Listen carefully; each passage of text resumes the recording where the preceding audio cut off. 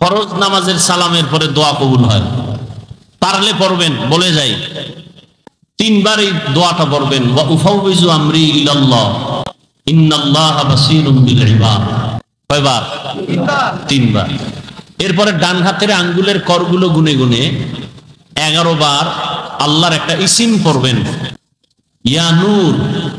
কি? 11 বার। কয়বার? 11 বার। বাম হাতে না ডান হাতে?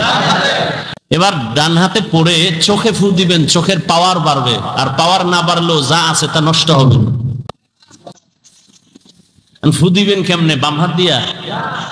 এই ডান হাত দিয়ে পড়ে ডান হাতেই ফু দিয়া চোখের উপরে ধরলে ফুটা চোখেই লাগে।